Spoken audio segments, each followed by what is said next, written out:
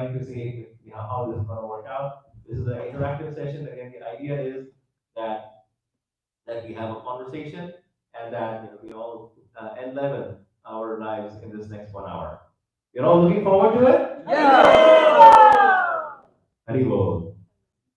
So, Jagat Purush Prabhu, would you kindly just share with us how did your journey in Krishna consciousness start?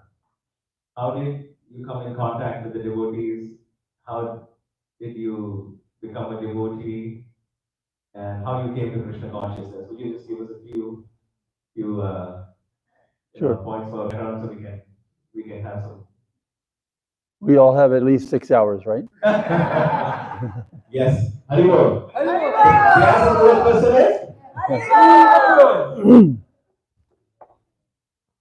Hare Krishna. So I think that my spiritual journey may have started in terms of my conscious awareness when I was 14. And I grew up in New Jersey, but we had property up in the White. Do I need this? Is it clear? Is that all right? Is it on? One is not working. One mic is not working. Which one? No, this is not on. For some reason. Oh, Hare Krishna. Yeah, so at the age of 14, we were staying, whole family. I have 4 siblings, plus my parents, and we were staying in a cabin. We had a cabin in the woods in the White Mountains of New Hampshire. And I had been having some tension with my father, and I felt very disturbed. So that night, we all took rest. The whole family were in this cabin. And my bunk bed was next to a window, and it was looking into the heavens, into the sky. And I could see the moon, I could see the stars.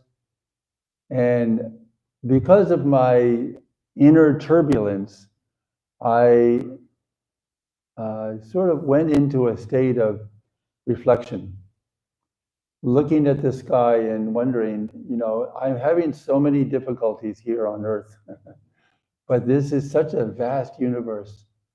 Why am I so troubled? Because I am so insignificant.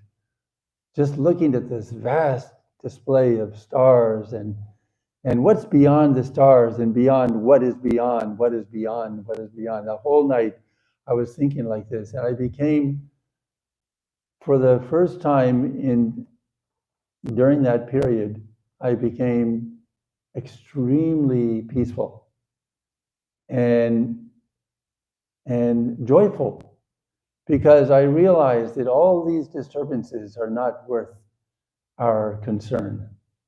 They're so temporary, and we're so insignificant. And I started really wondering what's out there, and what is my role in all of this, in this great universal display.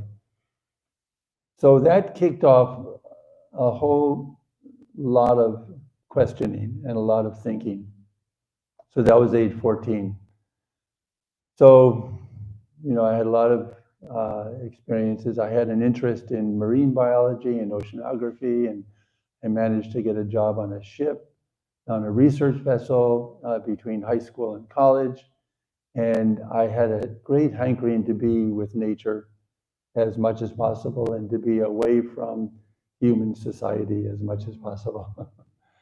And so after my first year of college, and my area of study in college was my areas of interest. Actually, I had kind of gone beyond the aspirations to become an oceanographer. And I had an interest in theater, and I had a great interest in art. So my majors were theater and art history. And after the first year of college, I was in Boston, Emerson College in Boston. My sister had just completed her graduate studies, and she came to visit me. And the year was nearly over, not quite, but she told me that she was going to be traveling to San Francisco This was 1966. And I said to her, I was very, very close with my sister. She was a very thoughtful, very intellectual person, and we related very, as siblings, we related to each other. So I told her that I'm coming with you.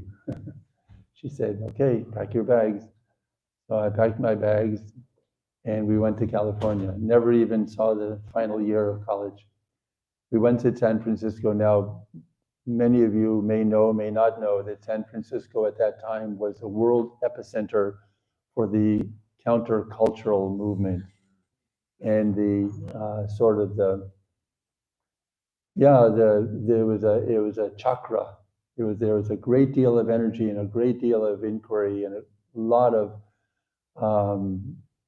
of questioning the values of our life and wondering whether this so-called American life and aspiring for the American dream and American prosperity is really worth all the endeavor. And so it was very interesting groups of people there. There are many people who are writers and filmmakers and artists and thinkers. So I felt very comfortable in that community. But this being the material world, and that part of history being so, it was a great curiosity for the rest of society. And it attracted a lot of people. Some were good elements and some were bad elements. And within a couple of years, the whole environment, which had started out in a creative way, started to descend into drugs and into a lot of lower mode, what we call tamagun activities. Tamagun means the mode of ignorance. So I decided to leave and I purchased a sailboat and I lived on a sailboat for a year. And all the time I was, so here's going back just a minute. Within 6 months of my staying in San Francisco, I started seeing devotees because the second temple, Krishna temple in America was in San Francisco. And it was only 5 blocks from where I was living. But before I even was aware of the temple, I saw the devotees doing Harinam Sankirtan, and I was fascinated. So whenever I would see them, I would go up and I would purchase a magazine. At that time, there was no books, only Back to Godhead magazines. And I'd give a donation and take a magazine. I'd read the magazine cover to cover. And then I found out where the temple was, and I would go to the temple. So I used to go and visit the temple. So this was 1967 by then. Then I believe it was January 1967, I was visiting my sister. She had a boyfriend at the time who had been an engineer, but he sort of dropped out of society. He had hair down to his waist. He was a very gentle soul, and he was a bit of an artist. And he was, with his engineering skills and his artistic bent, he was creating visual effects for the big rock concerts in the Fillmore and the Avalon Ballroom. These are the 2 places where some of these groups that were just starting out became very famous eventually. The Grateful Dead, Jefferson Airplane, Big Brother and the Holding Company, these became very famous groups. So this was my sister's boyfriend, and so I was visiting her, and this gentleman gave me a free ticket. He said, "We're having a concert tonight. Would you like to come? Here's a complimentary ticket." So, well, it's a free ticket. Why not go? So I went there. It was at the Avalon Ballroom, and all of the biggest bands were playing: the Grateful Dead, Jefferson Airplane, Big Brother and the Holding Company, Quicksilver Messenger Service, I believe. So I got there a little bit after it started, there was a very famous singer called Janis Joplin, and she was singing when I entered into the hall. And I just assumed this is just a rock concert like any other rock concert. So I went in and was listening to the music. I found a place in the back to sit. There were at least 2,000 people there. It was because of all these famous groups. It was a huge crowd. And then during the intermission, I noticed there was some kind of commotion going on over at the entrance of the hall, and I stood up so I could get a better view. And who did I see? Srila Prabhupada.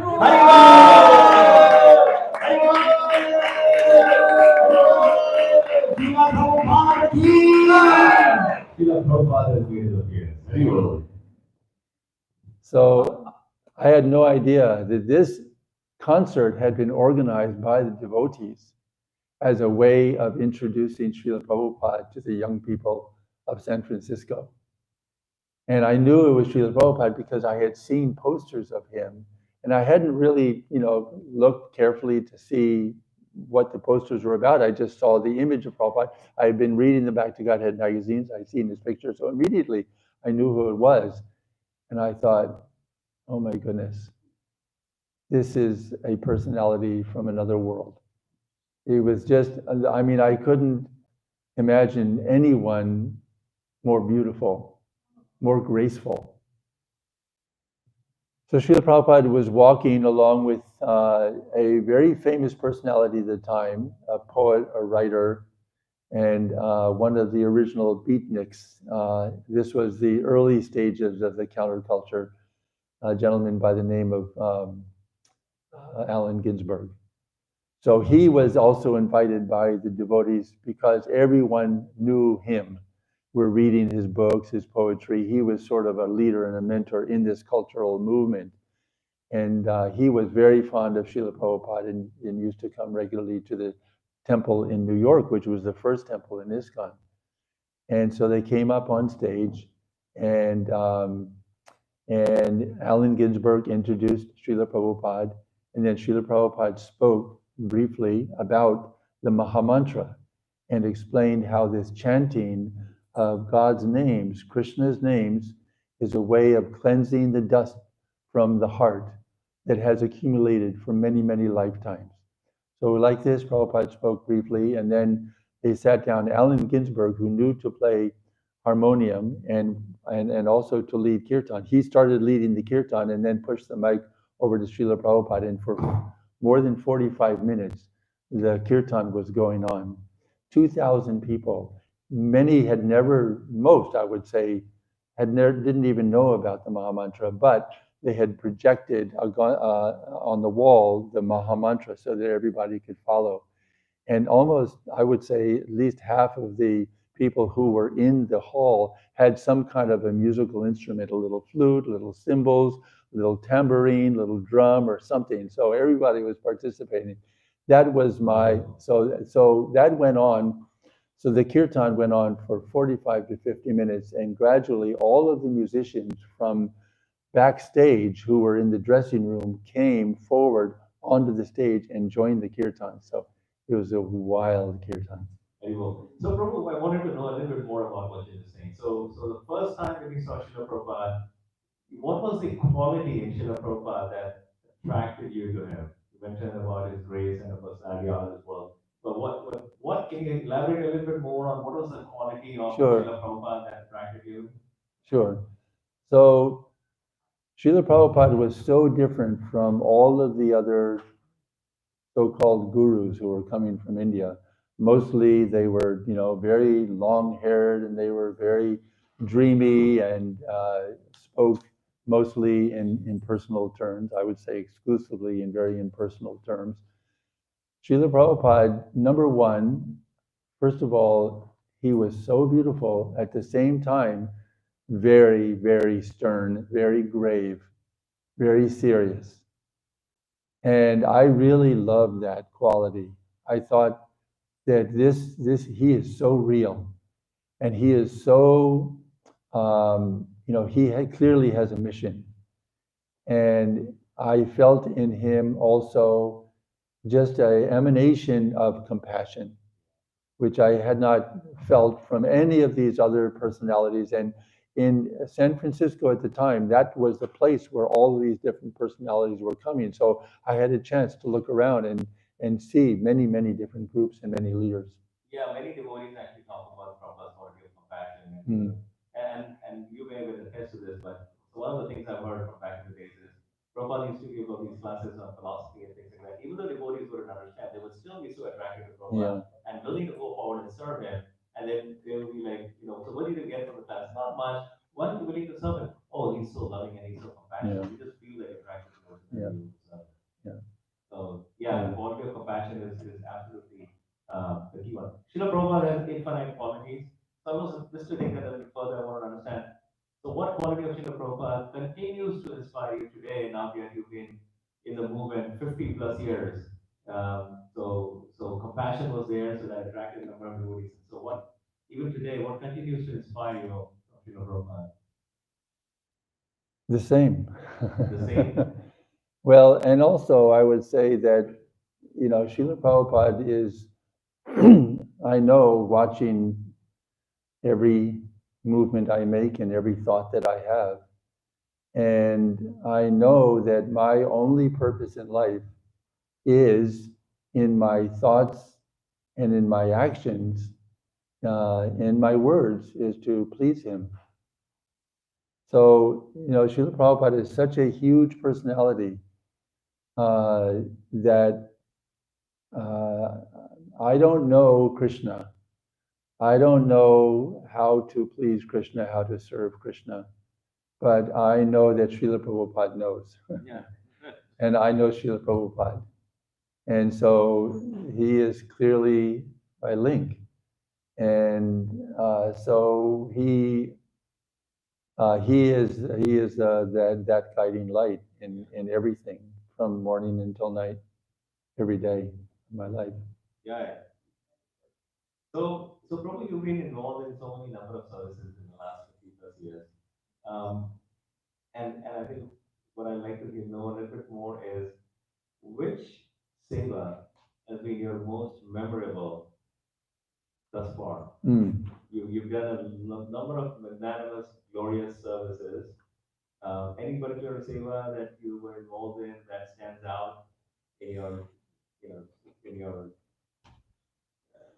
so many years in the movement? Okay, well, let me first clarify that the gloriousness and the magnanimity of the services is not a reflection of me, it's a reflection of the service itself. Because devotional service is non-different from Krishna, and Krishna is most glorious and magnanimous. And so I have done many services from, cooking and carpentry work and pujari work and being a temple president for a number of years and doing Rath Yatra and many of these services. So my thought immediately goes to Juhu, to Bombay. In the early days, we were living in a little hut. We had no money. There were only less than a dozen of us. And the deities, Gadarasa Bihari, had come onto the land and there was a pandal. Srila Prabhupada was present during the first few days of the pandal, and this was just before I arrived. I arrived the day after the pandal program was over, but the pandal was still up and remained up for a couple of months after that.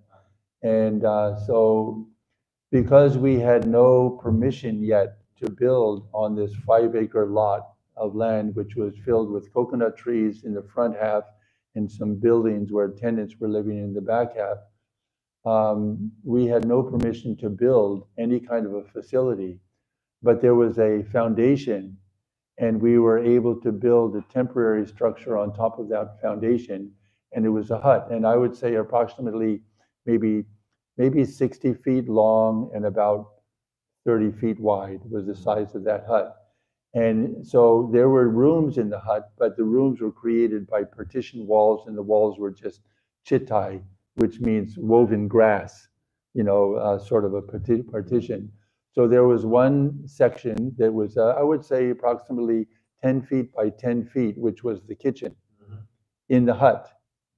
And so when I first arrived, because I had some carpentry skills and some carpentry experience and background, I was sent to Mayapur because that was the most ambitious project in Mayapur for building work.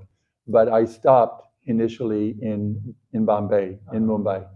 But when I got there, I realized that the person in the kitchen, the cook, who was cooking 6 offerings a day for the deities and cooking for the devotees, was hired from outside. And I was shocked because the prior 6 months I was in Detroit, Michigan as the head cook. So I had been trained by a devotee named Narottam Prabhu, who was trained by various devotees, including Jamuna, and he had very close links with Srila Prabhupada's instructions on how to, not only how to cook, but how to manage a kitchen. So I was trained by him, and I understood Srila Prabhupada's standards was a very high standard, comparable to the standards that are on the altar. No difference, actually. Prabhupada said, and there's no difference because the kitchen is the domain of Srimati Radharani. And therefore, everything should be immaculate. Your dress should be clean. You need to be clean. Everything in the kitchen has to be clean. The cleanliness was so important. Cleanliness, punctuality, and then, of course, the quality of the cooking. And I saw that this gentleman, he had no understanding of any of these principles. And so I went to our temple president, Giriraj Das Brahmachari at the time, now sannyasi, and I asked him, what's going on in the kitchen? Prabhu, I'm a little surprised. So he said, we have been trying now for the last 2 months to get someone to come into the kitchen, but it's too austere. And there were only, like I said, fewer than a dozen, and none of us were Indians. We're all from the West. So then I thought to myself, well, I always felt if you see a problem, and if you're going to say something about it, you need to be willing to do something about it. So I asked him, how about if I stay for a few months and I get trained by this person, because his way of cooking, he's sitting on the floor, doing everything on the floor. There's no oven, there's no shelves, there's no counter, there's no sink. There's a pipe coming out of the wall to turn on the water. And there is one little pump-up kerosene stove, and then there's a bucket stove that you put charcoal and you make a fire, and then dry cow dung on top of that for making the chapatis, and that was the facility. That's all there was. So I had to learn from him. So Giriraj Swami was delighted that I had offered this. So I spent a week learning how to cook in that environment. And I thought that I would be there for maybe a couple of months. I would encourage others to come in, and then I would go to Mayapur. Well, I ended up staying in that kitchen, cooking 6 offerings a day for 2 years. From about 7:30 in the morning until about 8 o'clock at night. Hare Krishna. And then I'd have about a 2-hour break in the afternoon while the deities are taking rest. So you asked me what is the most memorable service. That, I think, number one, because it was so needed, and I felt that I was being useful, and I felt that I was pleasing Srila Prabhupada because I was doing something which was difficult, and it was very, very, very austere, but it was very memorable. And I'll just, if I can, just tell you, I'll just tell you one little experience that I had when, it gets very hot in the summertime, prior to the monsoon season, and I think this was probably March or April. And the temperature must have been well over 120 degrees Fahrenheit outside, and probably 10 degrees hotter in the kitchen. And so I was there cooking all throughout the day. I had just completed the Raj Bhog, which is the main offering of the day. had taken I had handed over the deity's plate to the pujari, and then I was there cleaning up afterwards. I was sweating profusely, and it was next to unbearable. But I just tried to remember the most basic knowledge that we have to remember is that we're not these physical bodies. This is not who we are. This body is just a coat, it's just a covering. And so when the body is feeling some discomfort, then we just have to remember that that's not us. That's not us. It's just our covering.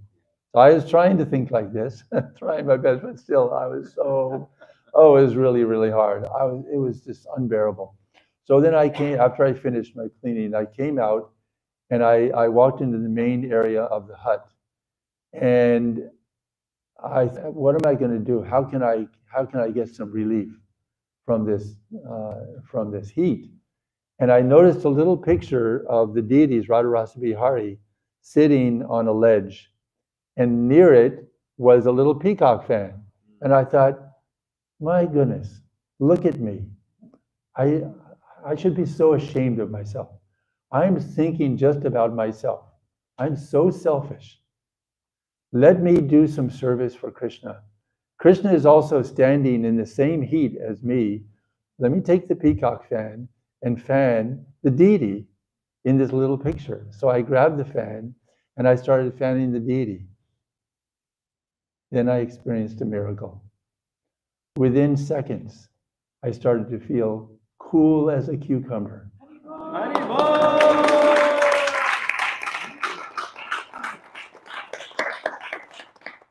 Complete comfort, no feeling of any discomfort whatsoever. And I thought, Krishna is real. And the way he acts is absolutely mesmerizing. Yeah.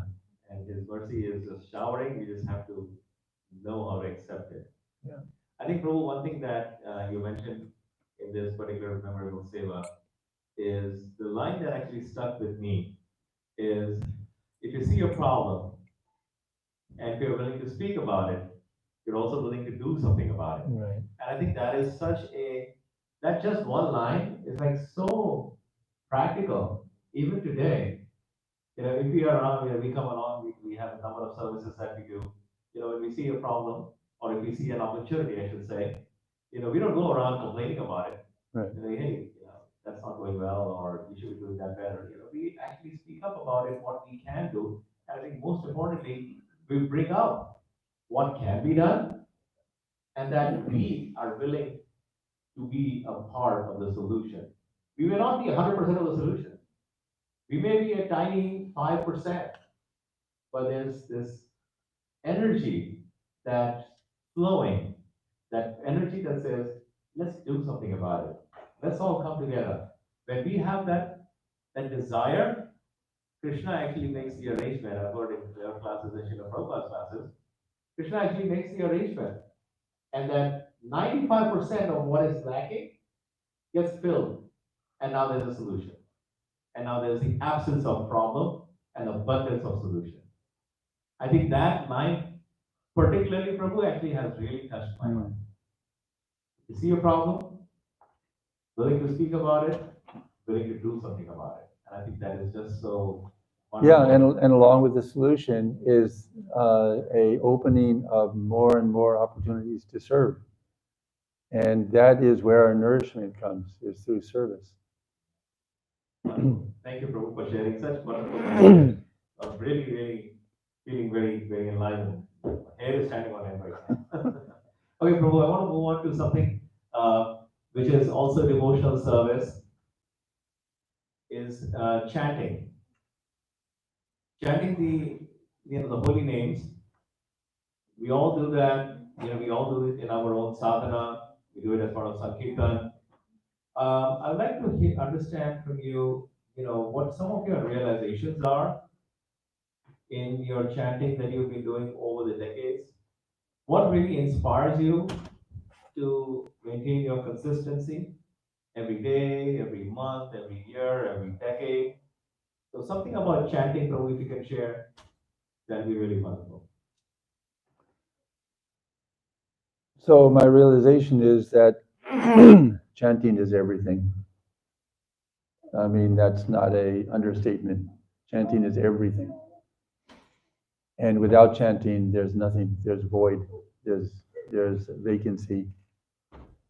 And so that time that I witnessed Srila Prabhupada in the Avalon Ballroom in the kirtan, I I strongly felt that with this is congregational chanting. Everyone in the hall was participating in the chanting, and my realization, my conscious realization at the time, is that myself and all of the people in this room have just departed from this material world.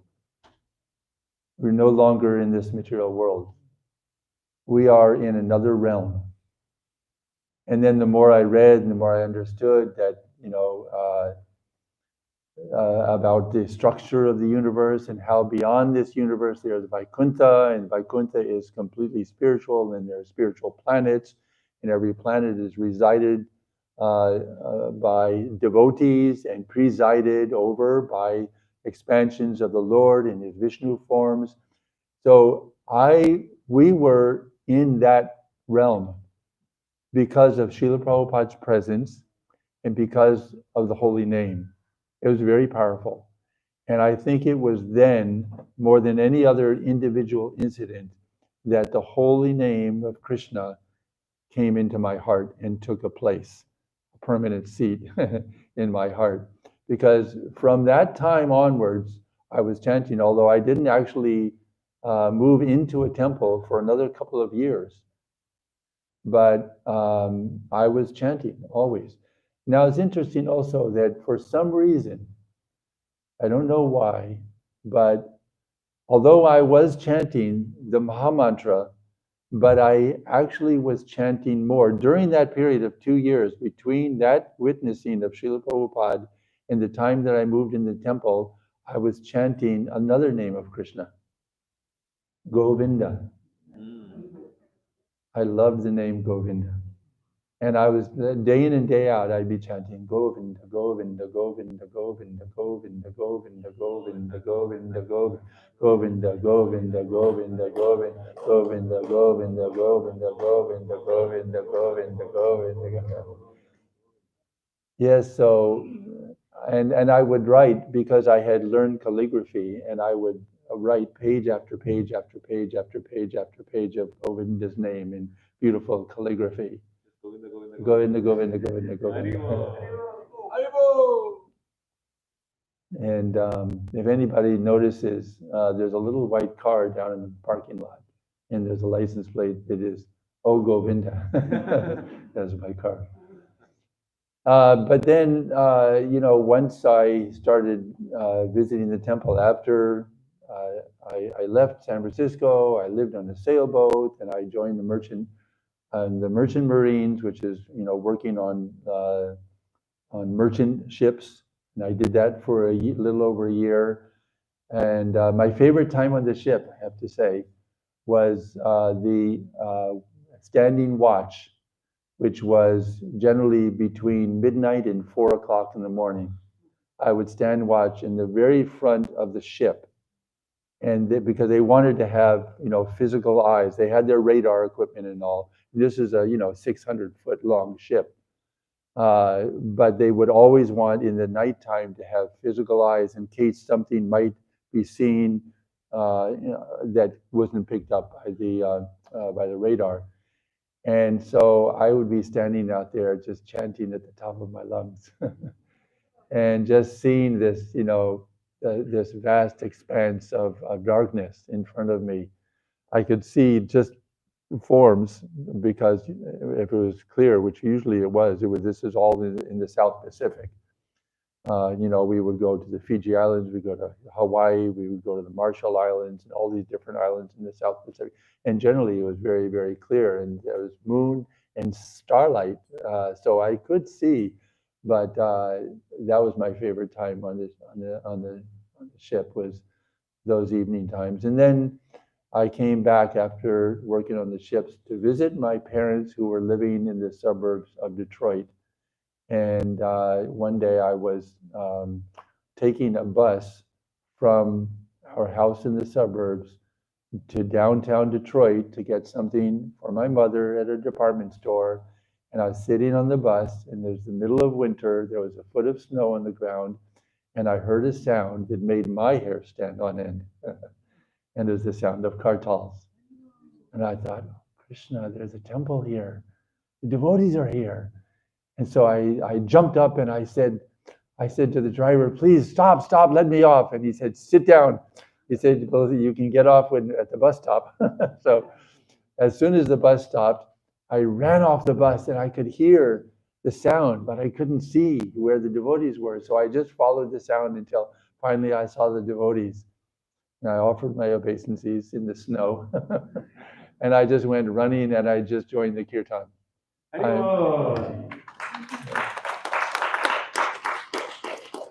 So, this was after a couple of years of not having association, but the hankering for association and chanting all the while. And so then that's where I actually joined and moved in. The temple was in Detroit. Yeah.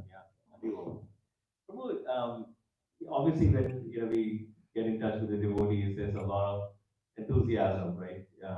Devotees feel so enthusiastic to be able to do so many services and doing sankirtan with the devotees and so forth.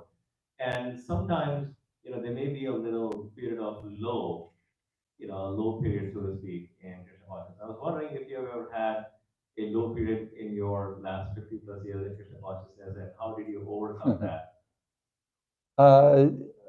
Sure, I have, but I think they've been pretty brief because I know what to do. You would like to know? So one time I was in India after I was in the temple for about a year and a half in Detroit, and then Srila Prabhupada came, and that's when I received initiation. It was 1971. And then in 1972, I went to India. And that was around March of 72. And then in October of 72, I went to Vrindavan to receive second initiation from Srila Prabhupada at the Radha Damodar temple. And during that time, I remember one time that at the Radha Damodar temple, there was one devotee who later became a sannyasi. Don't think he was a sannyasi at that time, but he was not feeling well. And he was also feeling very morose. And he was sitting down, and I think we may have just come back from a morning walk with Srila Prabhupada. And Srila Prabhupada looked at this devotee. He could see that he was, in a depressed state. And Srila Prabhupada looked at him, the devotee offered his obeisances. And then Prabhupada looked at him, looked at him and said, chant Hare Krishna. That's all he said. And so I often think of that. These little vignette experiences will come back into the mind. And whenever I'm feeling low, Prabhupada comes to my mind and he says, chant Hare Krishna. Hare Krishna, Hare Krishna, Krishna Krishna, Hare Hare, Hare Rama, Rama Rama, Hare Hare. So because, this is coming from Prabhupada, I obey, I start chanting.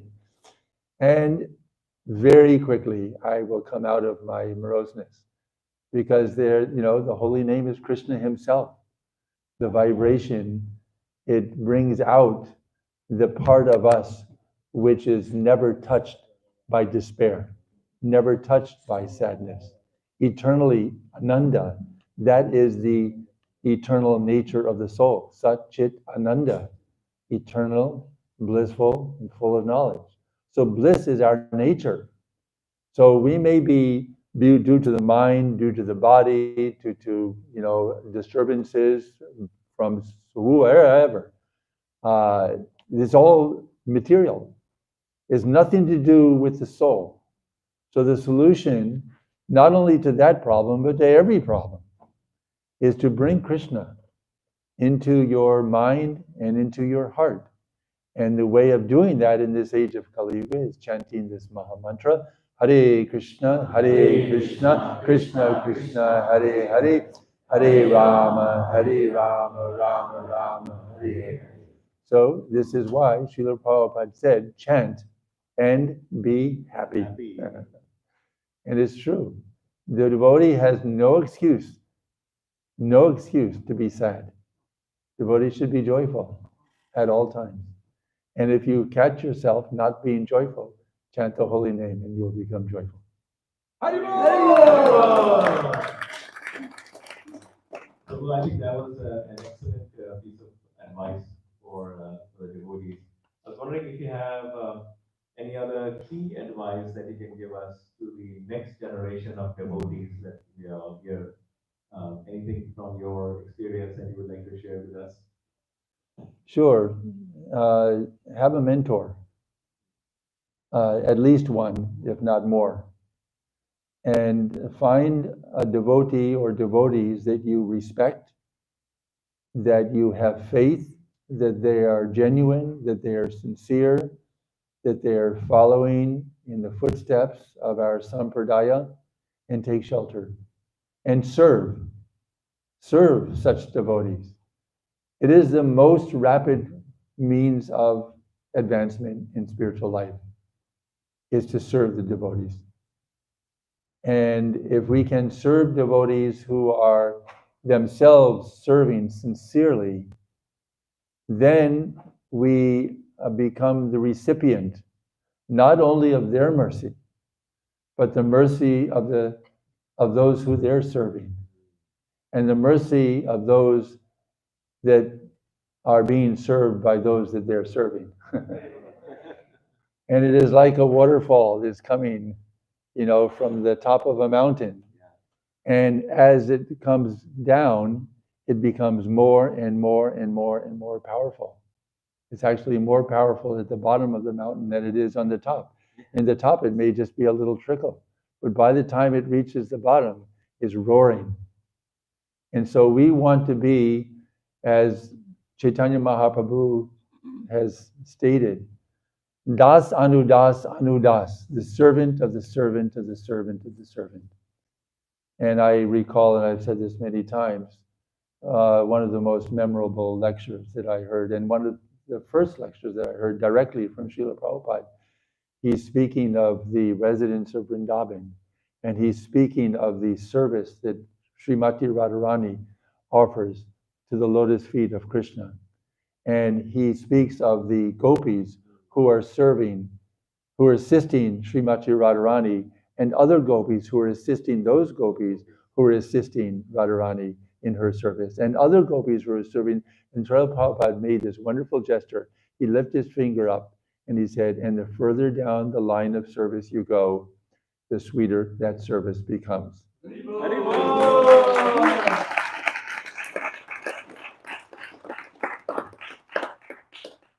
So, humility, of course, is the key.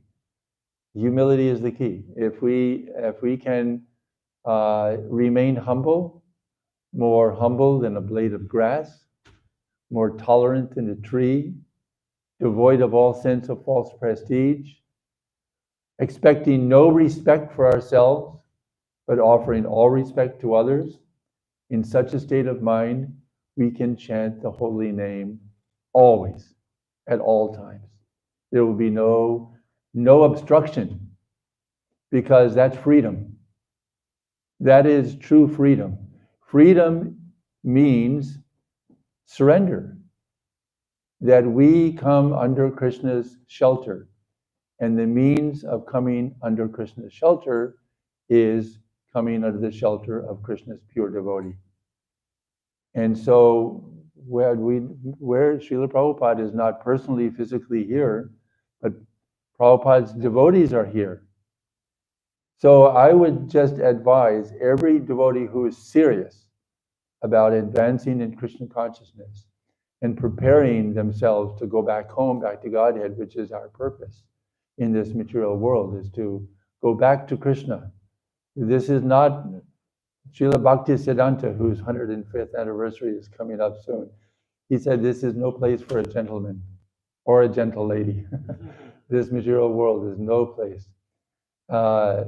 I don't know if it was he, but there is an expression that the whole material world is like a bathroom, like a toilet room, like an outhouse. Do your business and get out. Don't linger. This is not a place to linger. We want to be free from this place, so we have to follow the formula. And so the Yuga Dharma is the Sankirtan, chanting of the holy names of the Lord, and purity is the force. It is said that purity is our force. Books are the basis. Preaching is the essence. Utility is the principle. So this is what is the foundation of our movement. So we want to study Srila Prabhupada's words, his teachings, through studying his books and hearing from those who are conversant with those books, because those teachings are our guide. We want to always be chanting the holy name. We should be chanting very, very, very carefully a minimum of 16 rounds on beads. That should be our daily, and no excuse not to do that. Prabhupada never accepted any excuse that we're too tired, that we don't have enough time. No, we're chanting minimum 16 rounds. If you want to chant 25 rounds, 32 rounds, 64 rounds, 108, that's fine, but minimum 16 rounds. And those rounds should be not while you're doing other things, not when you're cooking, while you're cooking, not while you're reading, not while you're listening to a class and chanting at the same time because you have to finish your 16 rounds. No, 16 rounds means 16 rounds of attentive chanting, hearing the holy names clearly, every name of Krishna clearly. That, if you make that your foundation in your own personal spiritual life, then you'll be strong. You'll become a strong devotee. Now, when you're not chanting on beads and doing other things, you still should be chanting all the time. You can chant by singing bhajans, by just chanting in your mind, but the chanting should go on all the time, because the vibration of Krishna's name is Krishna himself, and when we're chanting, that vibration is reverberating all with every cell of our body. There are billions of living entities within our body, and they're all hearing the chanting. They're all hearing. So we have a big responsibility just for the family that's living within our own body. Seriously, I mean, billions and billions. There's a population of billions. There's more population within each and every one of our bodies than there is on planet Earth of people and animals. And they all need to hear the holy name. So they say that charity begins at home, right? So this is a good example where charity will begin at home. By our chanting, we're chanting for our own purification. At the same time, we're purifying all the living entities who are residing within our bodies and those within the immediate surrounding. And it is said that because the chanting is transcendental, it is not material sound vibration. It actually encircles the world. What is it, 3 times? Or I can't remember. 7 times. That's right, 7 times. 7 times when you're chanting, and the more you're chanting purely, the more the circumambulation of your chanting that moves around the world 7 times is having an effect on the entire world. So the chanting of the holy name is very, there's no way to even to begin to describe the power of the chanting of the holy name. And it's the Yuga Dharma. We are the most fortunate human beings on this planet to have been born at this particular time, only 500 and some years after Lord Chaitanya inaugurated the Sankirtan movement. And within the period of Srila Prabhupada and those who are following Srila Prabhupada and those who are following Srila Prabhupada, I mean, this is a very, very rare opportunity. And I realized somehow or other, just by causeless mercy, I would say, I realized when I had the opportunity to take shelter of Srila Prabhupada, that if I missed this opportunity, it would be the greatest misfortune that could ever happen. So I just made sure that that misfortune did not happen.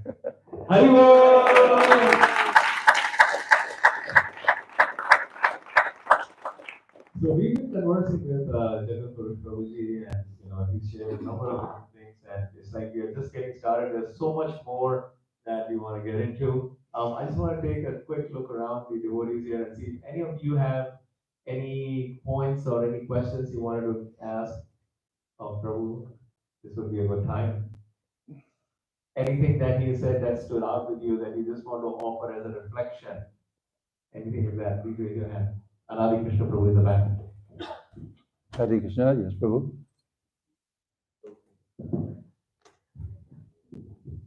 Also, if I've made any mistakes in anything that I've said, you can raise your hand and clarify. No mistake at all, Prabhu. Everything is amazing. You said your contact with the movement and become fixed devotee for all these years and doing amazing service was the main thing was to see the grace of Srila Prabhupada, right? Pure devotee, you saw pure devotee in front of you, right? And how do you feel when you realize that Srila Prabhupada left this planet and went back to Krishna? How do you feel? Well, first of all, I knew and I still know that Srila Prabhupada never left and never will leave. So there's two ways of serving the pure devotee. One is called Vapu, and the other is called Vani. So even during Srila Prabhupada's physical presence, Srila Prabhupada taught us that the more important means of service is Vani, more important than Vapu. So, Srila Prabhupada was with us for a decade, and only a very small handful of devotees had personal association with Srila Prabhupada. I mean, I was very fortunate that I had some, but very small amount compared to others, like who were his servants traveling with him, and those who were, like Mother Jamuna, who was traveling and cooking for Srila Prabhupada and getting a lot of direct instructions from Srila Prabhupada. However, I was very, very fortunate that I was living in the temple at the time when there were many, many new temples opening every year. And by 1977, which is Srila Prabhupada's final year with us physically, that there were over 100 temples. And of all of the temples in our movement, Srila Prabhupada spent much, much, much more time in the temple where I lived than any other temple. So I was very, very fortunate to be able to see Srila Prabhupada, to be able to sit down and listen to his Bhagavatam classes, his Bhagavad Gita classes, to go to his room in the afternoon.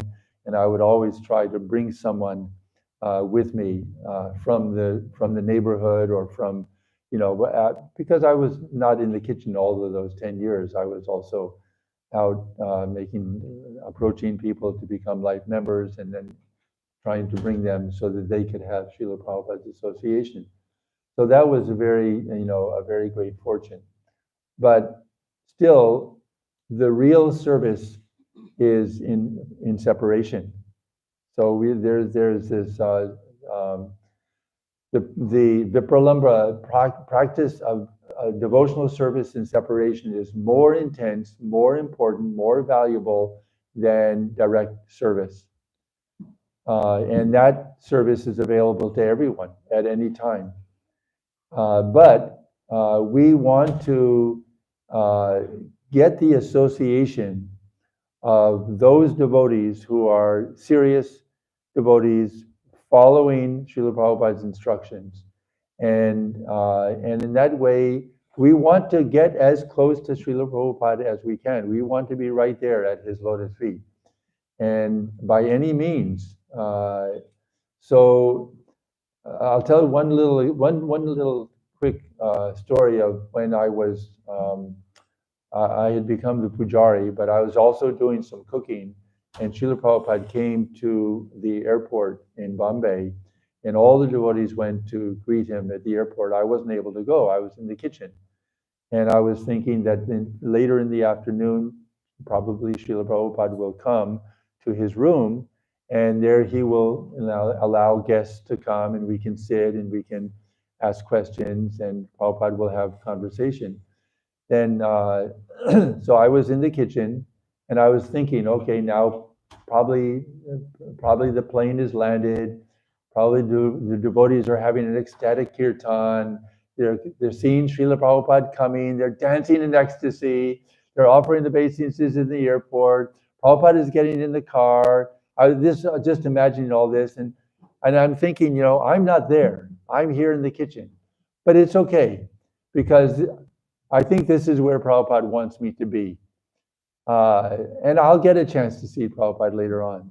So as I'm thinking this, working in the kitchen, suddenly the door of the kitchen opens, and Srila Prabhupada walks in.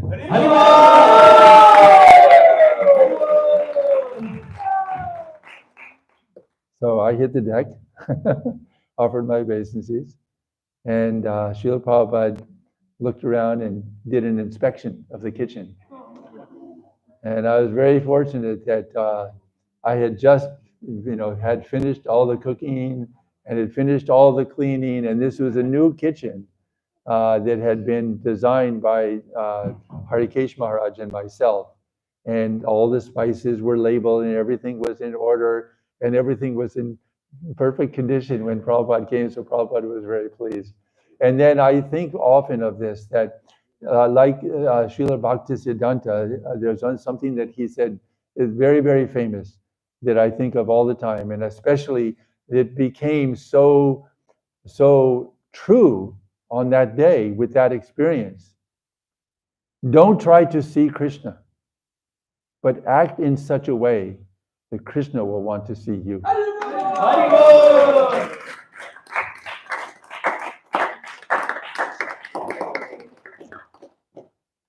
Thank you so much, Prabhu. I think that last line you said, don't try to see Krishna, act in such a way that Krishna will actually see you. I think that's so powerful, Prabhu. That's really, all of this coming from straight from your heart is like so laden with nectar. It's like such amazing conversation that we've had. Any of you would like to offer anything else? Yes, Prashik Prabhu. Thank you, Prabhu. I'm very fortunate to be in this assembly and hearing all this letter from your first month. Just have one understanding about spiritual experiences, Prabhu. Because currently, that's what struggle I'm having is that I'm attached to all these sense objects. At the same time, I'm lacking that kind of spiritual experience which will drag me back to Krishna. So how do I really experience that? What is the easiest way, or what's the most effective way to experience spiritual realization? Higher taste, you can say, like Param Krishna, right? Because I think that's the only way I can dissolve my old habits of getting attracted to mundane objects. I mean, it's just so ingrained in my body. It just comes up. What can I do? So I just want to get some guidance from you, Prabhu. Mm-hmm. So you know that Arjuna asked a very similar question to Krishna. Arjuna struggled with his mind. Chanchala hi mana Krishna. The mind is just so fickle, so chanchala. So Arjuna is asking Krishna in the Bhagavad Gita, how can I control my mind? This practice of yoga seems so not attainable. It's not possible for me. So Krishna, of course, has given direction how to control the mind and how to practice a spiritual life. And Krishna's response is that by constant practice and detachment. And this is all that, this is what Krishna says, so this is all I can say. By constant practice. How can I say anything beyond what Krishna says? By constant practice. But we can work on the quality of our practice. And that we have control of. First of all, what we are practicing has to be what has been given to us. You know, 4 regulative principles. So, no meat, fish, or eggs, no intoxication, no illicit sex, and no gambling or speculation. So we have to follow that. If we follow that, and if we sincerely chant 16 rounds every single day, you will make spiritual advancement because you're following the instructions of the pure devotee.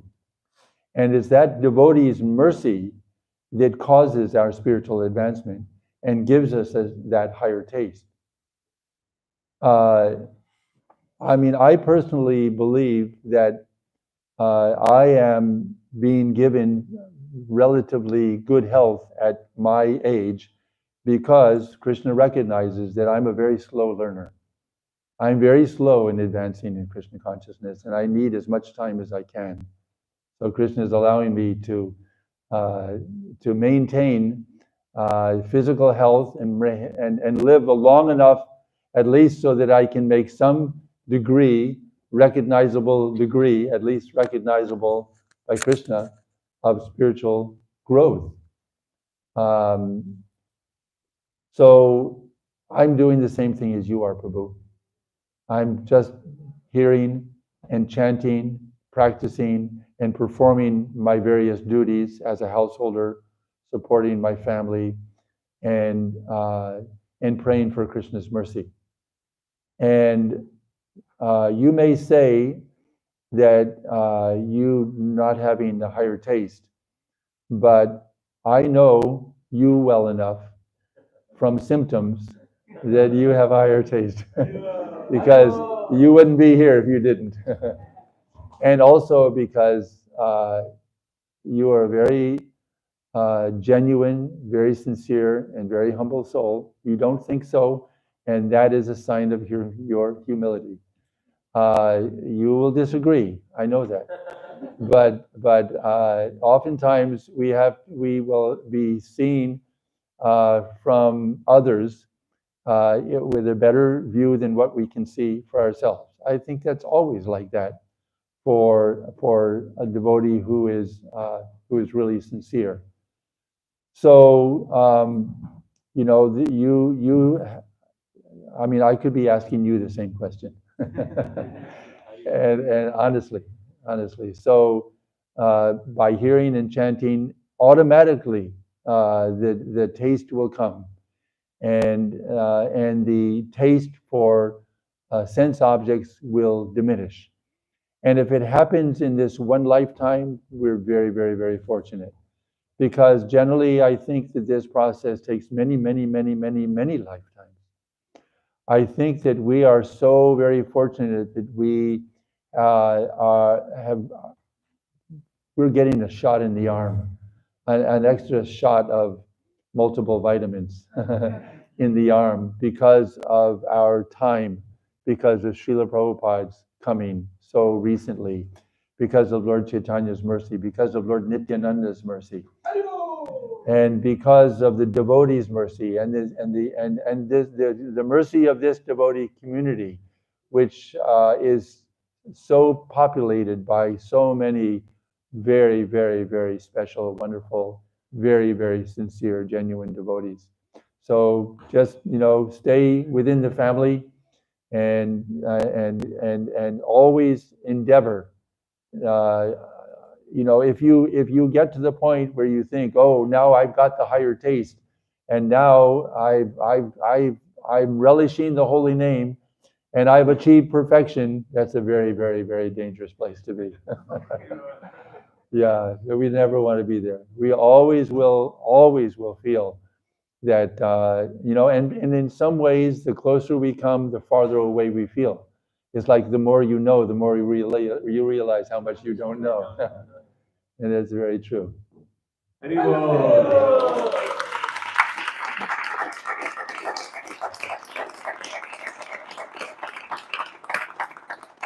Thank you so much for allowing me to engage in this service. Thank you very much for accepting our invitation and being here and sharing all the wonderful experiences. Right from when you came in contact with Krishna consciousness, when you saw Srila Prabhupada for the first time, the qualities of Srila Prabhupada that actually attracted you to him, the qualities of Srila Prabhupada that even continue to maintain your Krishna consciousness today, everything related to chanting and your memorable seva and ISKCON, I think those are such wonderful pieces of things. Some of those things actually I think were so wonderful that I think you have learnings that you have come out of that, which has been really helpful. And again, everything about chanting, your advice to the next generation, I think has been so profound in this last, it seems like just a short while, but it's been, it's like we want to hear so much more of what you have to say. But what you have said thus far is, I think, a lot more, and it's so much beautiful, so nectarian, so laden with so much. I feel so really grateful, Prabhu, that you actually allowed us and accepted our invitation to be able to share this. Let's give Prabhu a big